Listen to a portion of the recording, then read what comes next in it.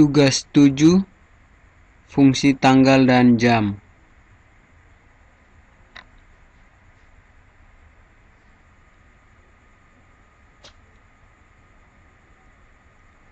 Yang pertama, fungsi curDate dan curTime. Fungsi curDate. Fungsi ini menghasilkan tanggal. Format hasil tergantung dari apakah fungsi dipakai di dalam konteks sebuah string atau numerik. Fungsi curTime. Fungsi ini menghasilkan waktu sekarang. Format hasil tergantung dari apakah fungsi dipakai di dalam konteks sebuah string atau numerik.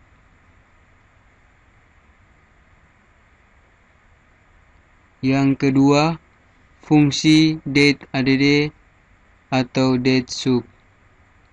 Kedua fungsi ini melakukan aritmatika tanggal, dan tanggal merupakan sebuah nilai date atau datetime yang menetapkan tanggal awal yang digunakan. Argumen ekspresi merupakan sebuah ekspresi yang menetapkan nilai interval yang akan ditambahkan atau dikurangi dari tanggal basis.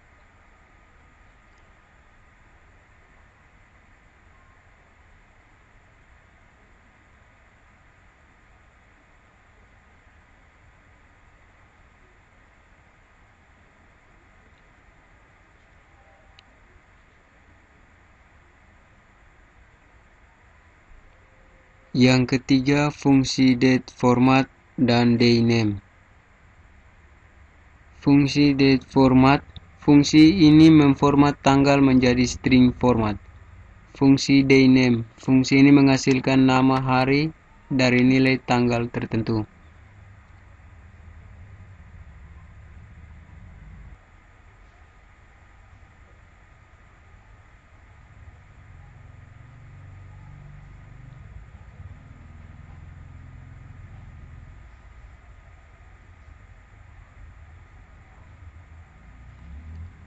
Yang keempat, fungsi day_of_month dan day_of_year.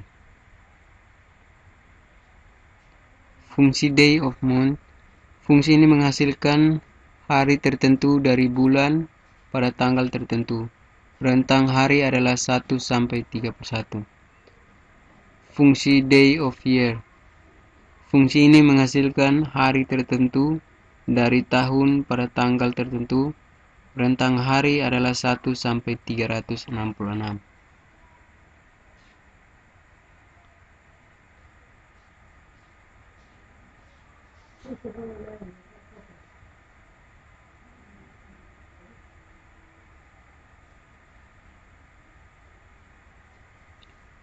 Fungsi yang kelima, fungsi fromDay dan fromUnixTime. Fungsi fromDay. Fungsi ini menghasilkan sebuah nilai tanggal yang didasarkan pada nilai argumennya. Tanggal didasarkan pada jumlah hari sejak 1 Januari 1472 atau awal dari kalender Julian. Fungsi fromUnixTime. Fungsi ini menghasilkan sebuah representasi string dari argumennya. Format tergantung dari apakah fungsi ini digunakan dalam konteks string atau numerik.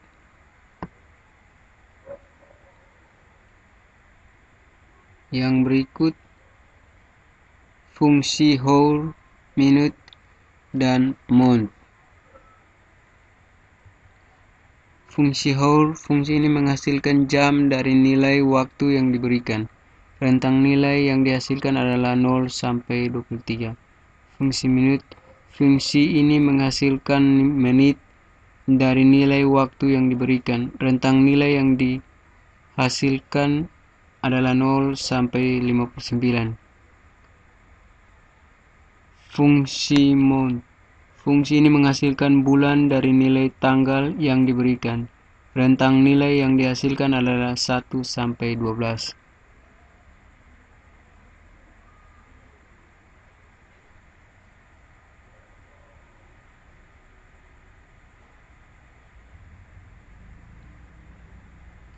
Fungsi yang ketujuh, fungsi month_name dan now atau sysdate.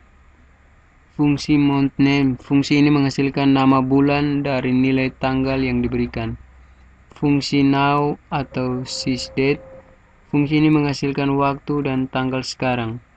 Format yang dihasilkan ditentukan oleh konteks saat fungsi ini digunakan.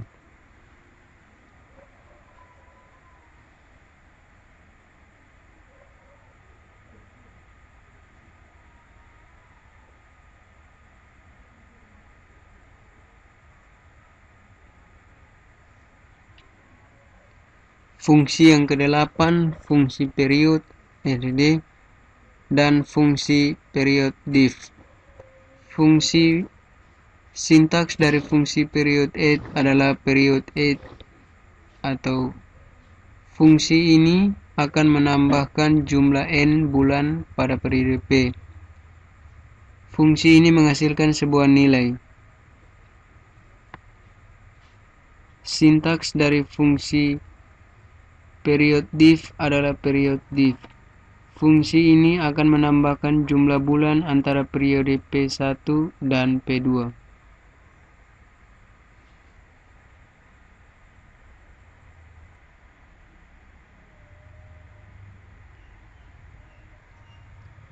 Yang ke-9, fungsi second dan sec2time. Fungsi second. Fungsi ini menghasilkan nilai kedua dari nilai waktu pada argumen dalam sebuah rentang 0 sampai 59. Fungsi sec2time. Fungsi ini menghasilkan argumen detik yang dikonversi menjadi jam, menit, dan detik. Format atau yang dipakai tergantung pada konteks yang akan dipakai.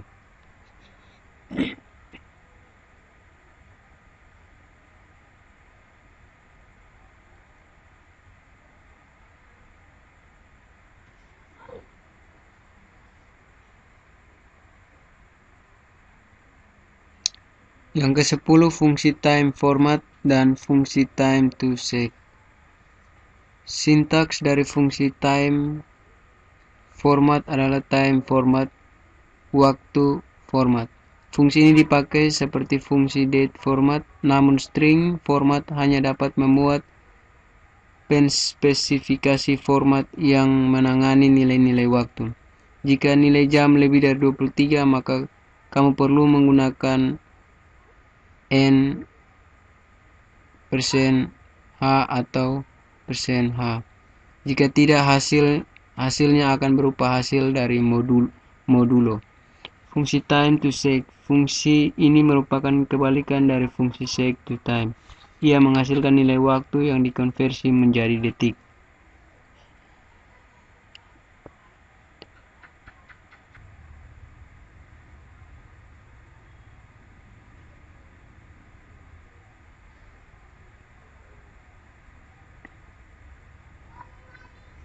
Yang ke-11, fungsi todays dan fungsi Unix timestamp. Fungsi today. Fungsi ini kebalikan dari fungsi from day. Jika diberikan sebuah nilai tanggal, maka fungsi ini akan menghasilkan jumlah hari sejak tahun 0. Fungsi Unix timestamp. Fungsi ini jika dipanggil tanpa argumen akan menghasilkan sebuah stempel waktu Unix berupa sebuah integer talk bertanda. Stempel waktu Unix merupakan jumlah detik sejak 1 Januari 1970. Jika hanya argumen tanggal digunakan, maka fungsi ini menghasilkan jumlah detik sejak 1 Januari 1970 sampai tanggal yang diberikan pada argumen.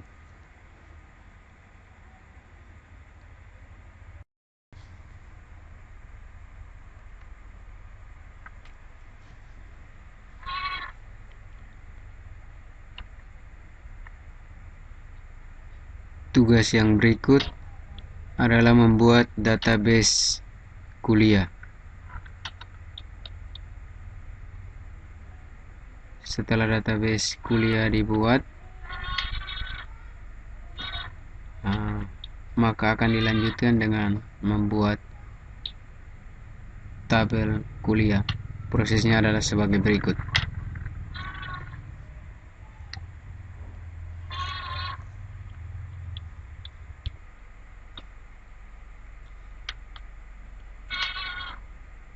Inilah membuat tabel mahasiswa, di mana tabel ini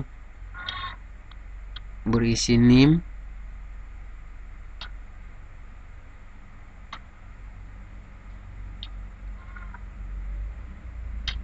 nama,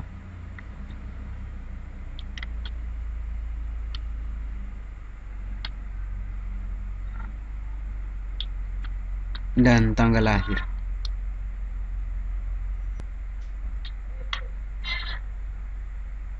Setelah membuat tabel mahasiswa, dilanjutkan dengan mengisi atau menginput data yang terdapat dalam tabel mahasiswa. Prosesnya adalah sebagai berikut.